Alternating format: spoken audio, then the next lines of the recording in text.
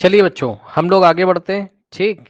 और आगे बढ़ने से पहले एक बच्चा देखिए क्वेश्चन कर रहा है, why buoyant force is not equals to weight always, है ना। तो एक बच्चे ने पूछा सवाल, अच्छा सवाल है और इसका जवाब मैंने आपको पहले भी दे चुका हूं। देखिए, एक बच्चा पूछा है कि बाइंड फोर्स हमेशा वेट के इक्वल क्यों नहीं होता है। पढ़ लीजिए क्वेश्चन, बच्चे ने लिखा है, why buoyant force is not equals to weight always.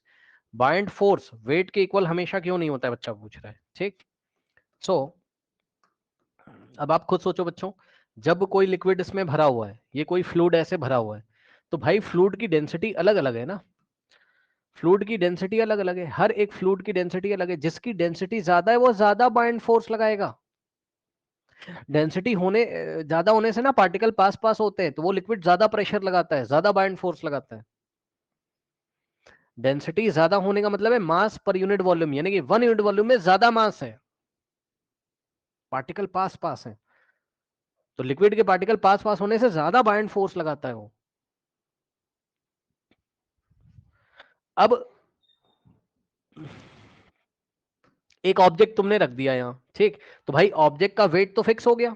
बात समझिए जरा, भाई ऑब्जेक्ट का वेट तो फिक्स हो गया, मानते हो कि नहीं इस बात को, है ना। इस बात को मानते हो कि नहीं भाई, ऑब्जेक्ट का वेट तो फिक्स हो गया, क्योंकि कुछ ना कुछ ऑब्जेक्ट का मास होगा। कुछ ना कुछ ऑब्जेक्ट का मास होगा, मान लो 5 किलोग्राम मास है इसका, तो इसका वेट तो फिक्स हो जाएगा ना भाई, m×g से। ठीक है, m5 ले लो और समझने के लिए g का वैल्यू 10 ले लो, तो 50 न्यूटन वेट तो फिक्स हो गया।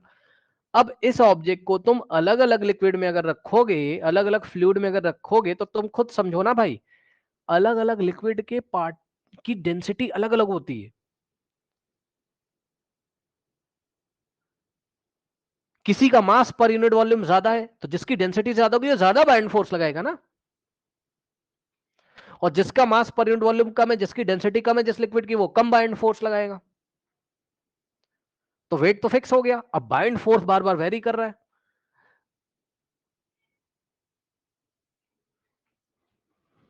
तो जिस टाइम बच्चों ये डेंसिटी ऑफ ऑब्जेक्ट,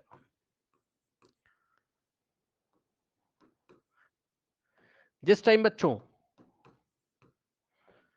जिस टाइम ये डेंसिटी ऑफ लिक्विड जब ज्यादा रहता है किससे, डेंसिटी ऑफ ऑब्जेक्ट से, तो डेंसिटी ऑफ ऑब्जेक्ट ज्यादा, डेंसिटी ऑफ लिक्विड ज्यादा है, यानी कि बच्चों बाइंड फोर्स जो है वेट से ज्यादा हो जाएगा। और जिस time density of liquid is less than density of object, यानी कि इस बार ऑब्जेक्ट की डेंसिटी ज्यादा हो गई, तो क्या होगा, बाइंड फोर्स लेस हो जाएगा, किससे, बॉडी के वेट से। वेट ज्यादा हो जाएगा, बॉडी सिंक कर जाएगी, यहाँ बॉडी सिंक करेगी और यहाँ बॉडी फ्लोट करेगी। बताइए क्या डाउट है। वो लिक्विड के नेचर पे डिपेंड करता है ना भाई, कि लिक्विड का नेचर कैसा है, उसकी डेंसिटी कैसी है, उसके पार्टिकल यदि पास पास है लिक्विड के, ज्यादा डेंस है वो, तब ज्यादा बाइंड फोर्स लगा सकता है। और अगर उसकी डेंसिटी कम है लिक्विड की, तो कम बाइंड फोर्स लगाएगा। और कभी कभी गलती से अगर ऐसा हो जाए कि जो लिक्विड की डेंसिटी है वो ऑब्जेक्ट की डेंसिटी के इक्वल हो जाए, जो ऑब्जेक्ट तुमने रखा है, तो क्या होगा, लिक्विड जितना फोर्स लगाएगा और ऑब्जेक्ट का जो वेट होगा, दोनों बराबर हो जाएंगे। बताइए कुछ समझ में आया कि नहीं आया, बताइए। आर्किमिडीज प्रिंसिपल क्या है बच्चों, ठीक है, देखते हैं। देखिए क्या कह रहा है आपसे, कह रहा है एक्टिविटी करो, कह रहा है take a piece of stone and tie it to one end of the rubber string और a spring balance, suspend the stone by holding the balance और the string as shown in the figure 9.6 से। ये देखिए, एक string ले लो या rubber band ले लो, rubber band में एक पत्थर को बांध लो कह रहे हैं, ठीक। और पत्थर को बांधने के बाद ये पानी में ऐसा डालो, एक बार हवा में लटका के रखो और उसी को एक बार पानी में डाल दो। Note the elongation of the string or the reading of the spring balance due to the weight of the stone. Now slowly dip the stone in the water in a container as shown in the figure 9b. Observe what happens to the elongation of the string or the reading on the balance. You will find that the elongation of the string of the reading of the balance decreases as the stone is gradually lowered in the water. However, no further change is observed once the stone gets fully immersed in the water. What do you infer from the decrease in the extension of the string or the reading of spring balance? We know that the elongation produced in the string or the spring balance is due to the weight of the stone. Since the extension decreases once the stone is lowered in the water, it means some force acts on the stone in the upward direction. As a result, the net force on the string decreases and hence the elongation also decreases. As discussed earlier, this upward force exerted by the water is known as force of buoyancy. बच्चों, इस experiment को देखिए, ठीक, इसको देखिए, मैं आपको समझाता हूं बच्चों। जब सबसे पहले बच्चों में मैं एग्जांपल लेता हूं रबर बैंड का, ठीक। सबसे पहले बच्चों में एग्जांपल लेता हूं किसका? रबर बैंड का।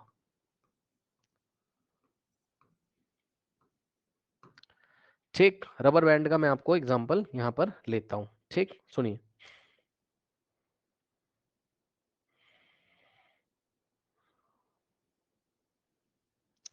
बच्चों एक बात बताओ, आपको क्या लगता है? देखिए, आपको क्या लगता है? देखिए बच्चों, सबको पता है कि रबर बैंड जो होता है बच्चों, वो खिंच जाएगा ऐसे। अगर मैं इसमें वेट यहां पर एक लटका दूं, आई एम वेरी सॉरी,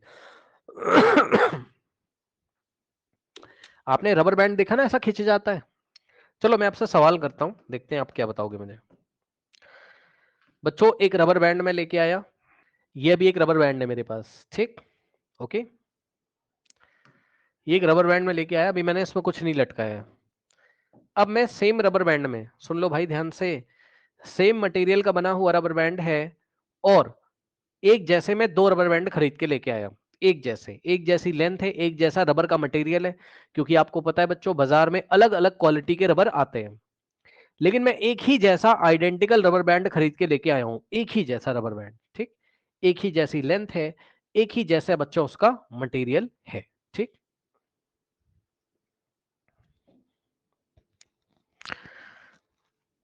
मान लीजिए बच्चों, इसमें मैंने एक ब्लॉक बांध दिया इस तरीके से रबर बैंड में, और इसमें एक सॉलिड ब्लॉक बांध दिया, ठीक। अभी बांधा है, जस्ट अभी बांधा है, और बांध के हाथ से पकड़ लूंगा ऐसे, नीचे बांध दूंगा। अच्छा, जैसे ही बांधूंगा बच्चों, ये बताइए मुझे, जैसे ही मैं इसमें कोई ब्लॉक बांधूंगा, क्या इस रबर बैंड में एलोंगेशन होगी? इसकी लेंथ इंक्रीज करेगी कि नहीं करेगी? बताइए बच्चों, जल्दी से मुझे, क्या इसमें एलोंगेशन होगा? भाई सीधी सी बात है यार, इसमें एलोंगेशन होगा, बिल्कुल सही बता रहे हो आप, बिल्कुल सही बता रहे हैं आप लोग, इसमें एलोंगेशन होगा, बिल्कुल सही बात है। इसमें भी एलोंगेशन होगा। बच्चों मान लीजिए, अच्छा अच्छा अच्छा अच्छा, ठीक, एक बात मैं आपसे और पूछना चाहता हूं बच्चों, इस ब्लॉक पे नीचे की डायरेक्शन में कौन सा फोर्स लग रहा है, उसका नाम बताइए। और इस ब्लॉक पे नीचे की डायरेक्शन में कौन सा फोर्स लग रहा है, उसका नाम बताइए। बताओ भाई, अगर आप किसी ब्लॉक को ऐसे बांध के ऐसे लटका दोगे रबर बैंड में, तो उस ब्लॉक पे कौन सा फोर्स लग रहा है नीचे? बताओ, नाम बताओ। Weight, weight, very good, very good, very good, very good, very good, very good, weight. बच्चों एक बात बताओ, ये वाले ब्लॉक का मास है, मान लो भाई, मान लो, जस्ट एग्जांपल, इसका मास है बच्चों, मान लीजिए, जस्ट ऐसे एग्जांपल मान लो 5 किलोग्राम, और बच्चों इसका मास कितना है? 7 किलोग्राम मान लो। और जी की वैल्यू बच्चों 10 ले लीजिए समझने के लिए, ताकि इजी हो जाए। तो बच्चों इसका वेट कितना आएगा? m इंटू जी से, m कितना 5 और g का वैल्यू 10, 5 10 जा 50 न्यूटन। तो इसका वेट कितना लग रहा है? 50 न्यूटन डाउनवर्ड डायरेक्शन में। और बच्चों इस पे कितना वेट लग रहा है नीचे? निकाल लीजिए, m इंटू जी से, m 7 है और g 10 है। इस पे कितना वेट लग रहा है स्टूडेंट्स यहाँ पर? बोलिए, इस पे कितना वेट लग रहा है? 70 न्यूटन डाउनवर्ड डायरेक्शन में, सही है। तो इस पे लग रहा है बच्चों 50 न्यूटन और इस पे लग रहा है 70 न्यूटन, ठीक। अब मुझे बच्चों थोड़ा सा पहचान के बताइए, कौन सा रबर बैंड ज्यादा खिंच जाएगा नीचे?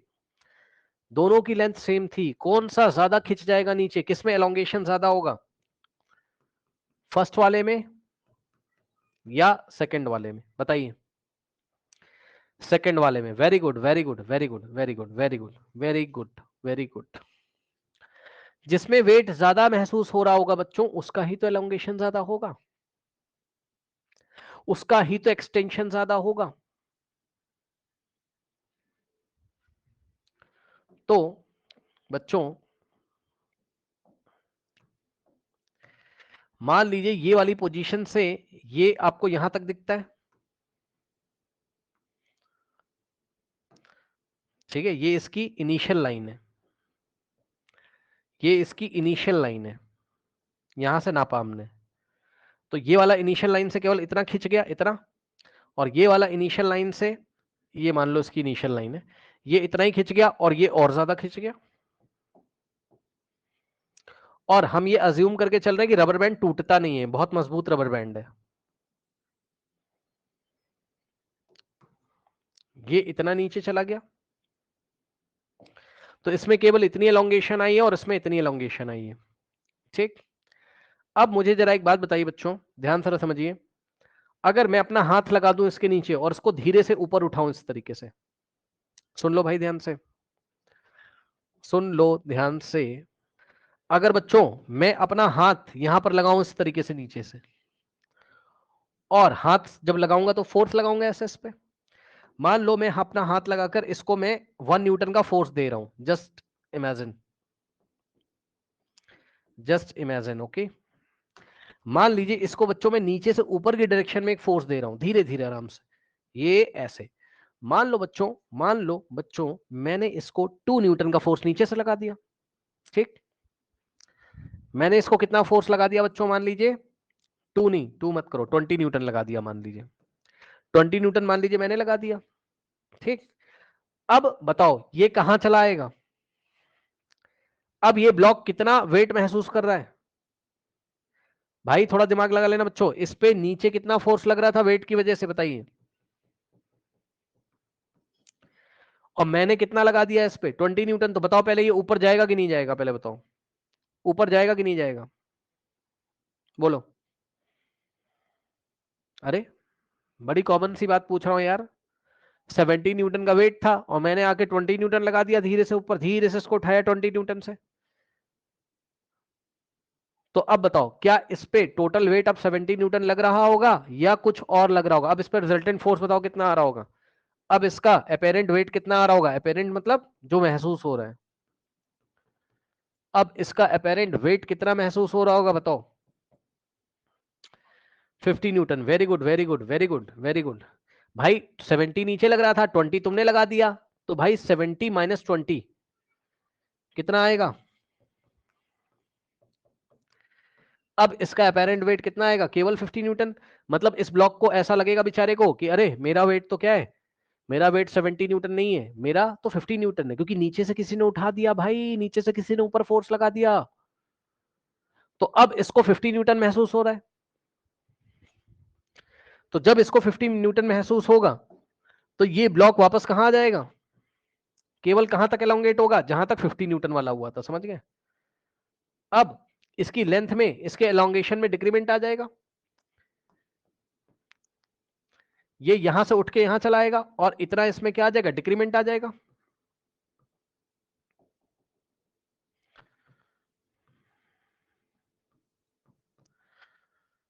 मानते हो कि नहीं इस बात को, बताओ। और बच्चों ऐसा ही होता, इसको छोड़ दो आप, इसको मैंने ऐसे ही बस ले लिया रेफरेंस के लिए। देखो ऐसा ही होता अगर मैं एक स्प्रिंग बैलेंस ले आता बच्चों, स्प्रिंग बैलेंस जब मैं लाता, तो अगर मैं इसको ब्लॉक को ऐसे ही छोड़ देता तो स्प्रिंग बैलेंस कितना वेट दिखाता हमें, 20 न्यूटन। लेकिन अगर मैं नीचे से हाथ लगा देता और 20 न्यूटन मैं अगर फोर्स लगा देता तो स्प्रिंग बैलेंस कितना दिखाता, 50 न्यूटन। भाई स्प्रिंग बैलेंस में लटकाओगे ना इसको ऐसे, ठीक है, इसका मास कितना था, 7 किलोग्राम, तो इसका वेट कितना था, 70 न्यूटन नीचे, तुमने 20 न्यूटन ऐसे लगा दिया तो उठ जाएगा। अब ये रिजल्टेंट वेट कितना महसूस करेगा, 50 न्यूटन। तो स्प्रिंग बैलेंस कितनी रीडिंग शो करेगा, ओनली 50 न्यूटन। सही है। अब मुझे जरा बताइए, अब आपको अपनी एनसीईआरटी की एक्टिविटी समझ में आ गई होगी, इन्होंने यही तो करवाया भाई इन्होंने यही तो करवाया है। उन्होंने कहा एक ब्लॉक ले लो, पहले हवा में लटकाए रहो, तो जब मैं हवा में लटकाए रहूंगा ब्लॉक को तो वो कितना शो करेगा, 70 न्यूटन मान लो। और जब मैं पानी में डाल दूंगा अगर इसको, तो पानी में डालते ही बच्चों, पानी में डालते ही जैसे ही आप इसको पानी में डालेंगे, ये देखिए पानी के टब में डाल दिया ऐसे या पानी के बकेट में, तो अब अपने हाथ को हटा लो, यहां से समझाने के लिए बताया था बस। नीचे से कौन सा फोर्स लगेगा, ऊपर की तरफ बाइंड फोर्स, समझ गए। तो पानी में डालते ही रबर बैंड की लेंथ क्या होगी, डिक्रीज हो जाएगी, जो एलोंगेशन हुआ था वो कम हो जाएगा। या दूसरे शब्दों में बोले तो जो स्प्रिंग बैलेंस पहले 70 न्यूटन दिखा रहा था, अब वो केवल 50 न्यूटन दिखाएगा। क्यों, क्योंकि 20 न्यूटन का बाइंड फोर्स मिल गया है, 20 न्यूटन का बाइंड फोर्स मिल गया है। यस और नो, यस और नो, बताइए, यस और नो। ठीक, तो बच्चों ये तो मैंने आपको एग्जांपल दिया, यही चीज आपकी किताब में लिखी हुई है, यही चीज, ये मैंने आपको एग्जांपल दिया, कोई बात नहीं। अब मेरा सवाल ये है कि मैंने तो आपको एग्जांपल दिया समझाने के लिए, मैंने कहा कि नीचे से बाइंड फोर्स लग रहा है 20 न्यूटन, लेकिन बच्चों अगर रियलिटी में देखोगे आप, अगर आप प्रैक्टिकली देखोगे, तो आप मुझे ये बताओ, क्या हमें सपने आ रहे हैं, क्या हमें सपने आ रहे हैं कि भाई अगर तुम स्प्रिंग बैलेंस, अगर तुमने स्प्रिंग बैलेंस यूज किया तब तो तुम्हें पता चल जाएगा बाइंड फोर्स कितना लगा है। कैसे, हवा में कितना दिखा रहा था 70 न्यूटन, पानी में डालने पर कितना दिखा रहा 50, यानी कि 20 न्यूटन कट गया, तो 20 न्यूटन कैसे कैंसिल हुआ, बाइंड फोर्स मिला होगा 20 न्यूटन का, तब तक तुम बता दोगे। लेकिन हर एक बार तुम्हारे पास, हर एक बार तुम्हारे पास स्प्रिंग बैलेंस हो ऐसा जरूरी नहीं है। तो यदि आपके पास स्प्रिंग बैलेंस नहीं है, अगर तुम्हारे पास बच्चों स्प्रिंग बैलेंस नहीं है, तो कैसे बताओगे कितना बाइंड फोर्स लगा है? यही तो सवाल है, what is the magnitude of bind force.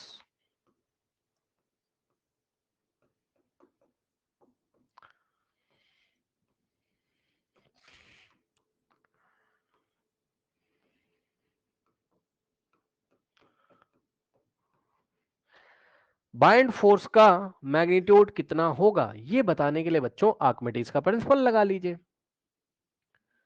ये बताने के लिए आर्किमिडीज का प्रिंसिपल लगा लीजिए। अब वो मैं आपको पढ़ाऊंगा, फिर से सुनो ध्यान से बच्चों।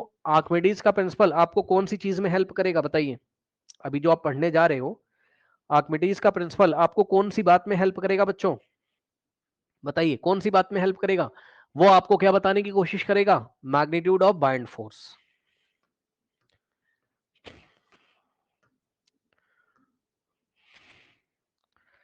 ठीक, मैग्नीट्यूड ऑफ बाइंड फोर्स। अब आइए दिखाते हैं कि आर्किमिडीज का प्रिंसिपल क्या कहता है, आर्किमिडीज का प्रिंसिपल क्या कहता है। ठीक, when a body is immerse fully और पार्शियली इन अ फ्लूइड, भाई कोई फ्लूइड मैंने पानी दिया, अब या तो तुमने, समझो समझो समझो भाई, देखो इधर ये एक ब्लॉक है, मैंने तुम्हें दिया, भाई तुम्हारी मर्जी ना यार, या तो ब्लॉक को तुम पूरा डुबा दोगे।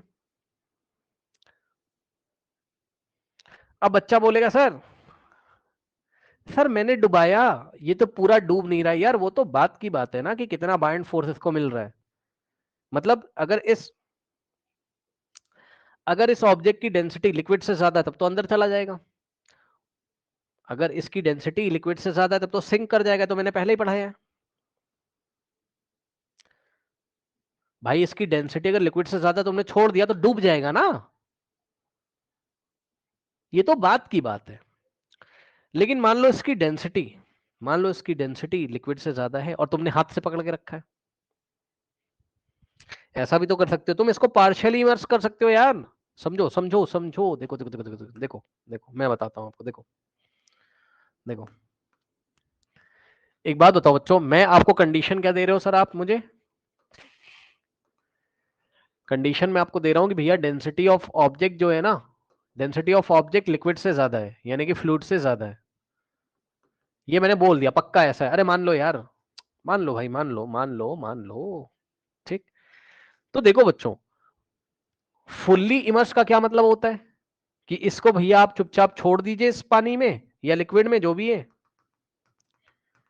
और ये चुपचाप बेचारा नीचे डूब जाएगा जाके। इस बात को बोलते हैं फुल्ली इमर्स्ड। ठीक। पार्शियली इमर्स का क्या मतलब होता है? ऑब्जेक्ट वही है, ऑब्जेक्ट वही है। ये देखो डेंसिटी इसकी लिक्विड ज्यादा है, लेकिन तुमने ऐसे हाथ से पकड़ के रखा हुआ है। आधा थोड़ा सा डुबा के रखा है, थोड़ा सा तुमने हवा में पकड़ के रखा है, तब कैसा हुआ? पार्शियली इमर्स हुआ। भाई तुम ऐसा भी तो कर सकते हो ना। तुम क्या करोगे बताओ इसको? ये थोड़ा सा ऊपर तुमने हाथ से पकड़ के रखा है, इसको थोड़ा सा डूब गया है और थोड़ा सा पकड़ के रखा है ऐसे, तो इसको क्या बोलते हैं? Partially immersed.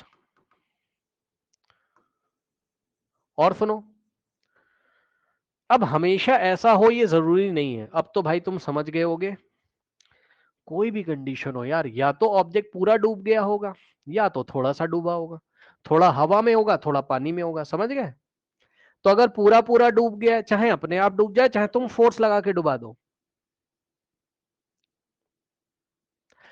चाहे फुल्ली इमर्स्ड हो चाहे पार्शियली इमर्स्ड। समझ गए ना? पार्शियली का मतलब समझ गए होगे, फुल्ली का मतलब भी समझ गए होगे। ठीक, फुल्ली का मतलब पूरा अंदर चला गया, चाहे अपने आप चला गया हो, चाहे तुमने फोर्स लगा के जबरदस्ती उसको अंदर किया हुआ है। क्योंकि हमें क्या पता किसकी डेंसिटी ज्यादा किसकी कम, तो हम एक जनरल केस बता रहे हैं। पूरा अंदर चला गया तो फुल्ली इमर्स्ड, और अगर थोड़ा सा बाहर है तो पार्शियली इमर्स्ड का केस होता है। ठीक। अब सुनिए बच्चों, क्या कहता है वो? पढ़ो पढ़ो पढ़ो पढ़ो पढ़ो पढ़ो। क्या कह रहे हैं? कह रहा है when a body is immersed fully और partially in a fluid. Fluid का मतलब कोई लिक्विड ही होगा यार जनरली। ठीक। तो जनरली जब कोई लिक्विड होता है, कोई फ्लूइड होता है, या कोई गैस भी हो सकती है, क्योंकि फ्लूइड क्या होता है? The material which can flow. Gas या लिक्विड में, यानी किसी फ्लूइड में, जब किसी ऑब्जेक्ट को फुल्ली इमर्स किया जाता है या पार्शियली इमर्स किया जाता है, तो क्या होता है? It experience an upward force that is equals to, वो क्या एक्सपीरियंस करता है? एक अपवर्ड फोर्स। भाई इस पे एक अपवर्ड फोर्स लगेगा, जिसको तुम बाइंड फोर्स बोलते हो। सुन लो भैया ध्यान से, सुन लो ध्यान से। इस पे एक ऊपर की डायरेक्शन में फोर्स लगा होगा, जिसको बाइंड फोर्स बोलोगे, और उसी को इसने अपवर्ड फोर्स बोला है। अपवर्ड फोर्स का मतलब बाइंड फोर्स। ये जो अपवर्ड फोर्स लिखा है तुम्हारी किताब में, इसका मतलब क्या है? Buoyant force. So this bind force is equals to the weight of the liquid displaced by it। याद कर लो भाई, अभी समझाता हूं। बाइंड फोर्स कैसे मिलेगा तुम्हें? पढ़ो किताब में क्या लिखा है। Buoyant force is equals to the weight of the fluid displaced by it.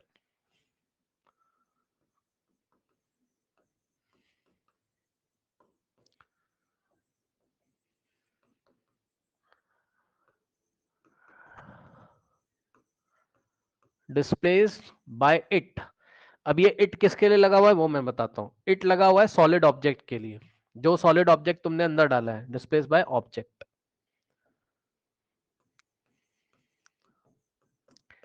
रटो इसको 10 बार पहले, फिर मैं समझाऊंगा, ऐसे नहीं। रटो। बाइंड फोर्स कैसे निकालोगे बताओ? पहले तो याद कर लो, भी समझाऊंगा, पहले याद करो।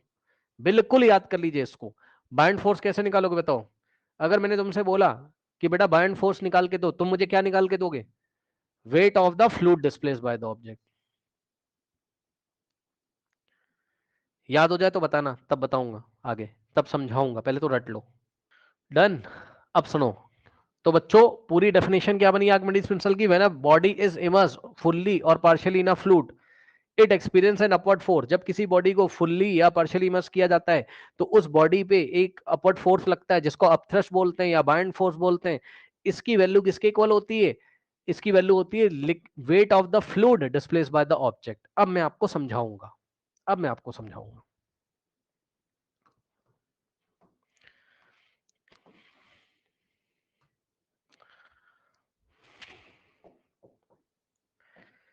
बच्चों एक बात जरा मुझे बताइए ध्यान से, ये पूरा पानी इसमें भरा हुआ है कंटेनर में, ठीक? जरा समझ लेना भाई, ये पूरा पानी से लबालब भरा हुआ है।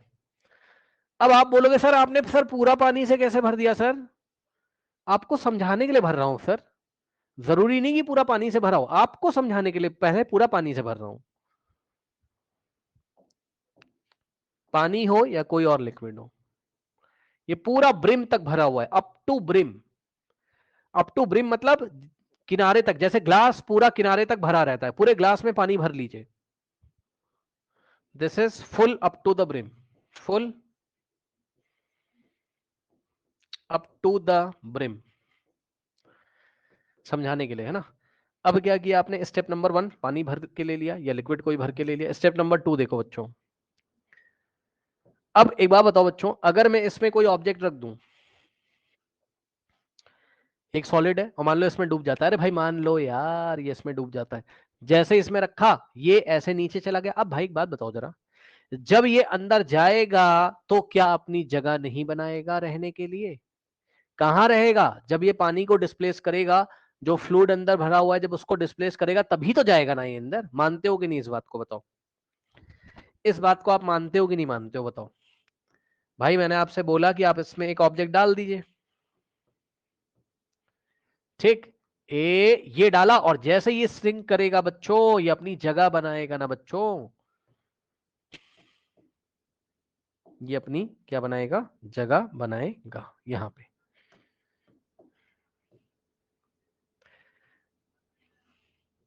अब यहां पानी नहीं है, मानते हो नहीं इस बात को, यहां पर पानी नहीं, इसने बच्चों पानी डिस्प्लेस कर दिया, और वो पानी क्या यहां से गिर जाएगा कि नहीं गिर जाएगा, बह जाएगा पानी यार, इतना तो तुम्हें पता है, यहां से पानी फ्लो कर जाएगा, ओवरफ्लो ऐसे करके, बताओ। पूरा अगर ये ब्रिम तक भरा हुआ है, इसमें तुमने कोई ऑब्जेक्ट डाल दिया, तो यहां से पानी ये जो गिर रहा है नीचे, ये जो पानी गिरा, इसको ही तो तुम डिस्प्लेस वाटर बोलोगे। डिस्प्लेस मतलब जो हटा दिया गया है, विस्थापित कर दिया गया है, किसके द्वारा हटा दिया गया है, इस ऑब्जेक्ट के द्वारा हटा दिया गया है, ठीक, यही तो डिस्प्लेस फ्लूइड है, यही तो डिस्प्लेस फ्लूइड है बच्चों। अब जब ये डिस्प्लेस फ्लूइड इस तरीके से है, ठीक, अच्छा मान लो एक अच्छा सा बना ले, अच्छा सा, ये बहुत अच्छा नहीं ना, अच्छा सा बनाए, देखो यहां एक पाइप लगा लो, यहां एक पाइप लगा लो, यहां पे एक पाइप लगा लो, ऐसे करके एक पाइप लगा लो, ये एक पाइप लगा हुआ है ऐसे करके, इसमें से ये लिक्विड जब आप इसको डालोगे, जगह बना के लिक्विड यहां से निकल जाएगा, और जब ये लिक्विड गिर रहा होगा तो आपने नीचे एक और कंटेनर रख दिया है, इसमें आप इसको कलेक्ट कर लो, इसमें आप इसको कलेक्ट कर लो।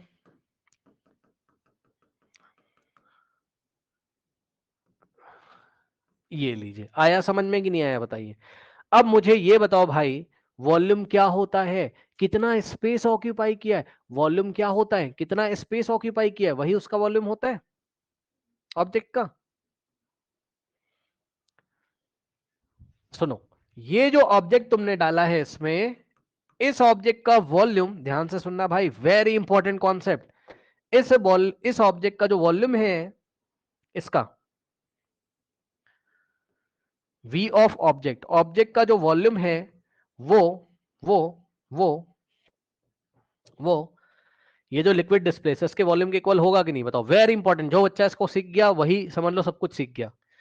इस ऑब्जेक्ट का जो वॉल्यूम है, जो सॉलिड आपने डिस्प्लेस मतलब जो सॉलिड आपने इसमें डाला है, सॉलिड का वॉल्यूम और ये जो लिक्विड डिस्प्लेस हुआ है इसका वॉल्यूम आपस में इक्वल होगा कि नहीं, जल्दी बताओ। Volume of object is equal to volume of displaced fluid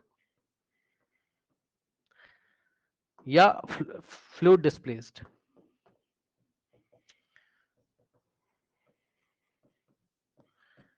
बोलिए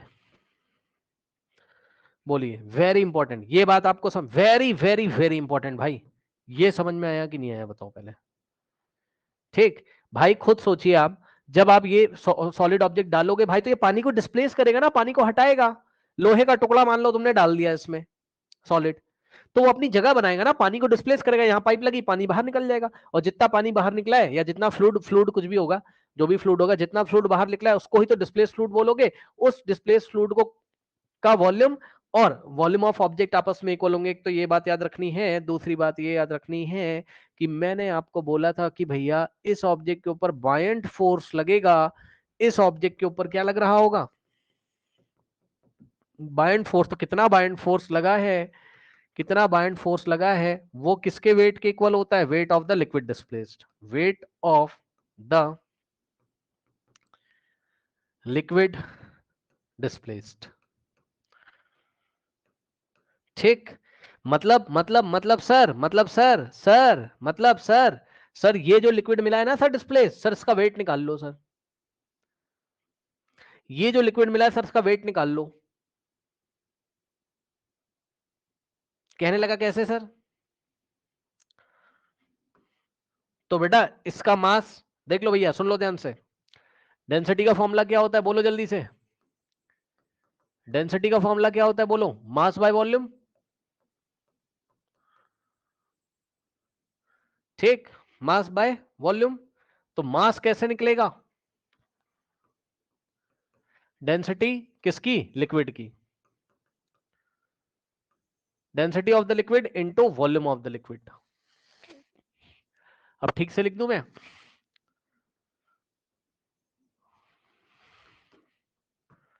मास लिक्विड का अगर निकालना हो, मास लिक्विड का अगर निकालना हो तो mass of the liquid is equal to density of the liquid into volume of the liquid. और वॉल्यूम ऑफ द लिक्विड किसके इक्वल होता है? कौन सा liquid? Liquid displaced. Volume of the liquid volume of object के equal होता है, जो ऑब्जेक्ट आपने डाला है अंदर। तो अब बताओ, तुम्हें मास ऑफ द लिक्विड मिल गया डिस्प्लेस, तो wait of the liquid displace कैसे निकालोगे? वेट का फॉर्मूला क्या होता है बताओ? m इंटू जी। सो यहां क्या रखेंगे? m into g. m किसका? लिक्विड का। So mass of the liquid into g. ठीक, और यहां से क्या हो जाएगा? मास ऑफ द लिक्विड की जगह तुम क्या रख सकते हो? Density of the liquid into volume of the liquid into G. ये लीजिए, और याद रखिएगा volume of the liquid is equal to volume of the object. मतलब लिक्विड का वॉल्यूम नहीं देगा क्वेश्चन में, क्वेश्चन में ऑब्जेक्ट का वॉल्यूम देगा, जिस ऑब्जेक्ट को डाला है अंदर। तो यहाँ पर आप object of the volume of the object रखोगे, यहाँ डेंसिटी ऑफ द लिक्विड रखोगे, यहाँ जी की वैल्यू मल्टीप्लाई कर दोगे, बाइंड फोर्स आ जाएगा। क्योंकि यही क्या है? Wait of the liquid displace का फॉर्मूला। अब एनसीईआरटी में आपको ऐसे सवाल नहीं मिलेंगे, लेकिन आपको किसी और किताब में मिल सकते हैं, इसलिए मैंने फॉर्मूला भी बता दिया। अच्छा, मोटी मोटी बात सर एक बार फिर से पढ़ा दीजिए। मोटी मोटी बात सिंपल सा, आपने किसी ऑब्जेक्ट को डाला, इसमें इस पे कितना बाइंड फोर्स लगेगा, तो जितना लिक्विड डिस्प्लेस हुआ है इस लिक्विड का वेट निकाल लीजिए बस। और वेट कैसे निकाला जाता है? m इंटू जी से, mass into acceleration due to gravity से। और सर मास कैसे निकालोगे? एम एल का मतलब mass of the liquid. Sir mass कैसे निकाला जाता है सर? सर मास निकाला जाता है density of the liquid into volume of the liquid से। Sir volume of the liquid question में नहीं दिया रहता है, तो क्या करेंगे? वॉल्यूम ऑफ द लिक्विड की जगह वॉल्यूम ऑफ द ऑब्जेक्ट डाल देंगे बस।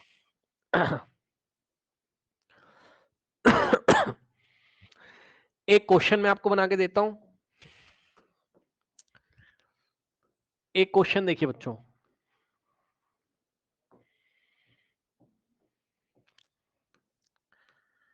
ये ऐसे करके एक लिक्विड भरा हुआ था, और इस लिक्विड की डेंसिटी कितनी देके रखी है? 2 किलोग्राम पर मीटर क्यूब।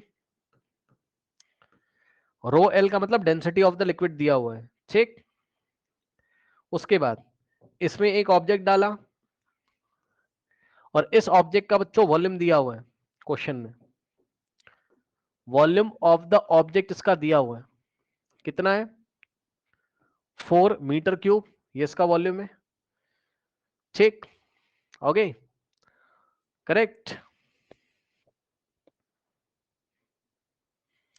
बस यही दो इंफॉर्मेशन आपको दी हुई है। आपसे बोल रहा है कि when this object is immersed, when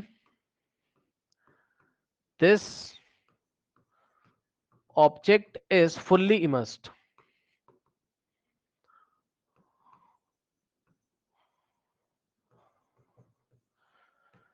in the given fluid, in the given liquid या given fluid, find the buoyant force या find the upthrust। सो आप क्या करोगे? According to Archimedes principle, according A double C का मतलब according to Archimedes principal,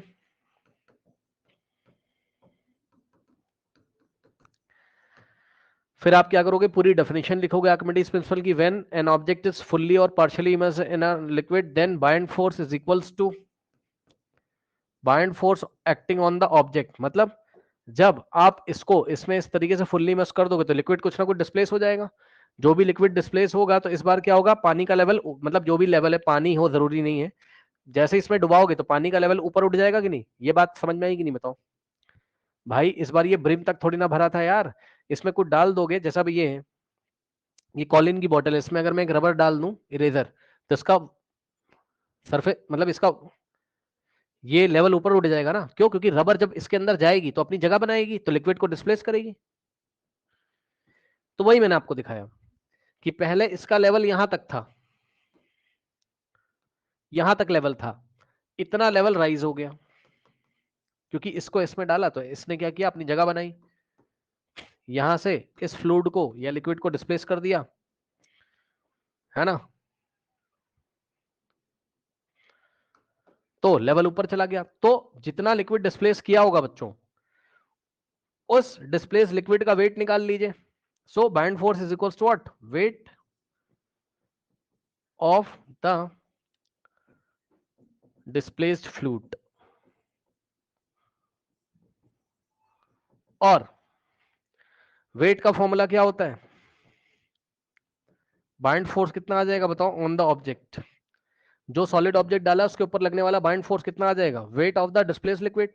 और weight कैसे निकालते हैं, mass into acceleration due to gravity से, यानी कि mass of the liquid into acceleration due to gravity. ठीक। और सुनो, मास ऑफ द लिक्विड का फॉर्मूला क्या बताया, बताओ मैंने, मास कैसे निकालते हो, density of liquid into volume of liquid, density of liquid into volume of liquid into G. और सुनो, वॉल्यूम ऑफ लिक्विड किसके इक्वल होता है, अभी पढ़ाया था, volume of liquid is equal to volume of object. ठीक, तो वॉल्यूम ऑफ ऑब्जेक्ट कितना देके रखा है आपको, 4 मीटर क्यूब। अब यानी कि वॉल्यूम ऑफ लिक्विड भी कितना होगा, 4 मीटर क्यूब। ठीक। अब यहां पर बच्चों वैल्यूज रख दीजिए, आंसर आ जाएगा। हाँ भाई लगाओ, डेंसिटी ऑफ लिक्विड कितना है, 2 kilogram per metre cube, 2 kilogram per metre cube into volume of liquid कितना है, वॉल्यूम ऑफ लिक्विड क्वेश्चन में नहीं दिया रहता, वॉल्यूम ऑफ लिक्विड कौन सा लिक्विड, डिस्प्लेस लिक्विड, जितना लिक्विड डिस्प्लेस है उसका वॉल्यूम कितना है, वॉल्यूम ऑफ ऑब्जेक्ट के इक्वल 4 मीटर क्यूब, और एक्सक्लेशन ड्यू टू ग्रेविटी की वैल्यू 10 ले लो आप, 10 मीटर पर सेकेंड स्क्वायर। मीटर क्यूब से मीटर क्यूब कट जाएगा, 2 4 द 8 10 द 80, 80 क्या, किलोग्राम मीटर पर सेकेंड स्क्वायर को हम न्यूटन बोलते हैं, 80 न्यूटन का बाइंड फोर्स लग रहा है, ऐसे करके निकालते हैं।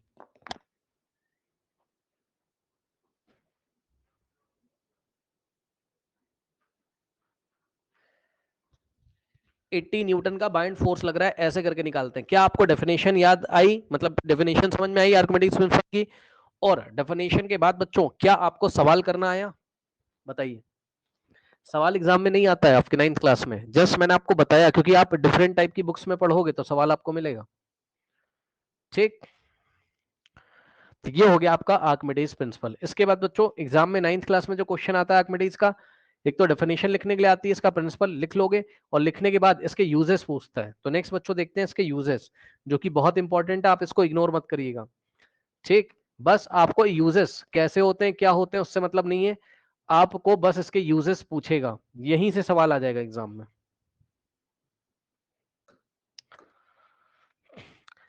आर्किमिडीज के प्रिंसिपल की एप्लीकेशन लिखिए, ये पूरा याद करके जाएंगे आप।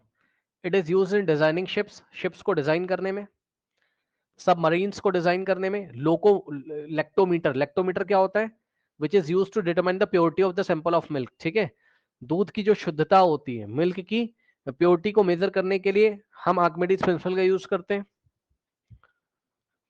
एंड हाइड्रोमीटर्स के लिए, हाइड्रोमीटर क्या करते हैं, किसी भी दी गए लिक्विड की डेंसिटी नाप मेजर करते हैं। तो कहां कहां इसका यूज हुआ, designing the ships and submarines, lactometers, और इसके बाद हाइड्रोमीटर। ये बातें 3 4 यूज आप यूज 2 नंबर में पूछेगा, 4 यूज लिखोगे, designing ship, submarines, lactometer, hydrometer.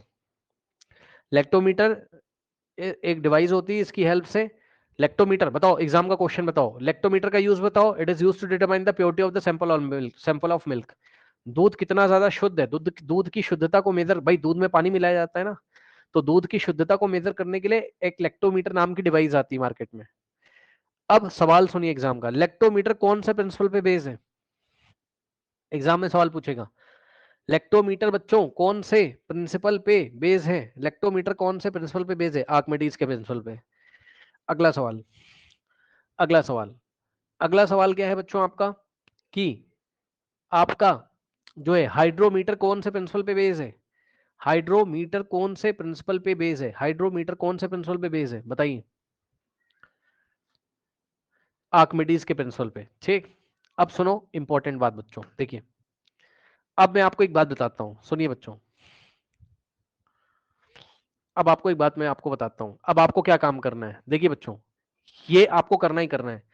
ये सवाल आप देख रहे हो, you find your mass to be 42, है ना? मैं आपको दिखाता हूं। इसको मैंने क्या किया, ऐसे कॉपी कर लिया। कॉपी कहां से होता है भाई? ये कॉपी कर लिया। और अब आप YouTube पे जाएंगे, अभी मैं आपको आपके ग्रुप पे शेयर कर देता हूं, ये आपका आज का होमवर्क है। जो नहीं करके आएगा समझ जाना, ये आप अपना नुकसान बहुत बड़ा कर दोगे। ठीक, इसमें टाइम लगेगा, जब आपके पास टाइम हो आराम से कॉपी पेन लेके बैठिएगा, यहां पे पेस्ट कर दीजिए, आपको मेरा आंसर मिलेगा। आपको मेरा आंसर मिलेगा, वही करना, उल्टे सीधे मत करके चले आना किसी और के। ये देखिए 21 मिनट का, ये देखिए योर फॉन्ट, देखा आपने? यही आपको करके आना है और कुछ नहीं। ठीक है, बाकी सब जगह उल्टा सीधा दिया हुआ है, बिल्कुल बेस्ट आंसर आपको यहीं पर मिलेगा। अब इससे आप कुछ ना कुछ बच्चों सीखोगे, मैं क्लास में शेयर कर दूं आपका।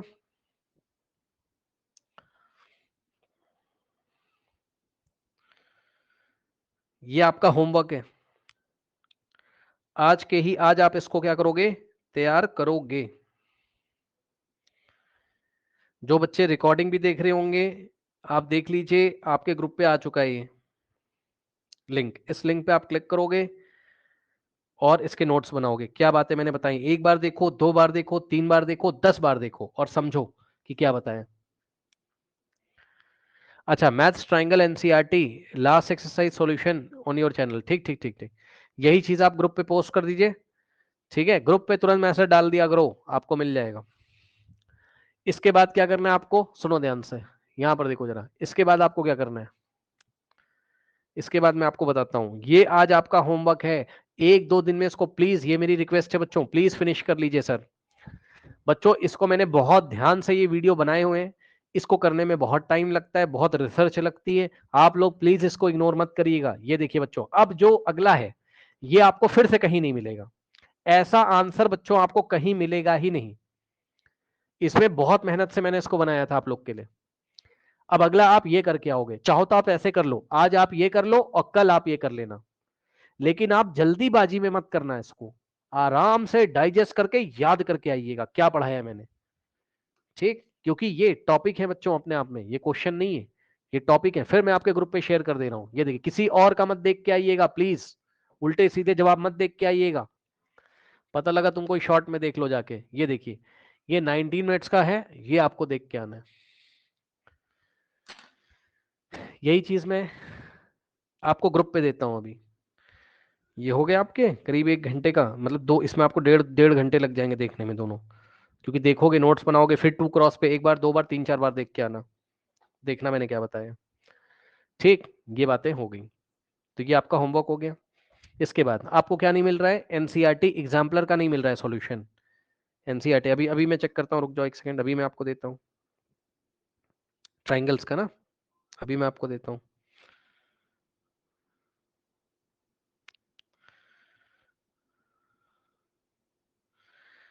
Class 9th NCERT exemplar triangles,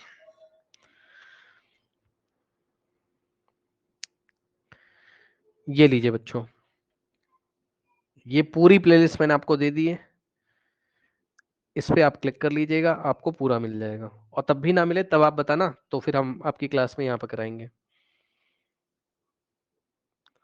click करके चेक कर लेना बच्चों, लास्ट एक्सरसाइज कौन सी होगी आपकी, 7.4 है,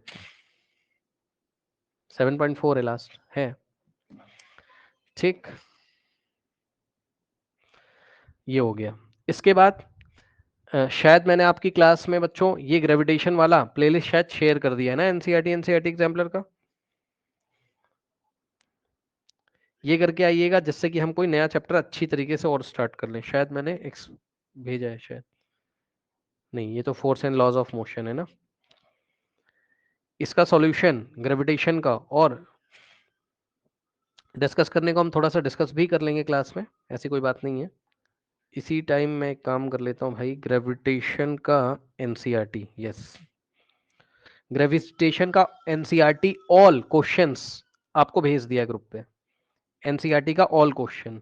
और हो सके तो ओल्ड बुक से भी करी, ओल्ड बुक वाला ही करेगा, ओल्ड बुक वाली प्लेलिस्ट से ही, अपने नॉलेज को बढ़ाने के लिए। Okay, gravitation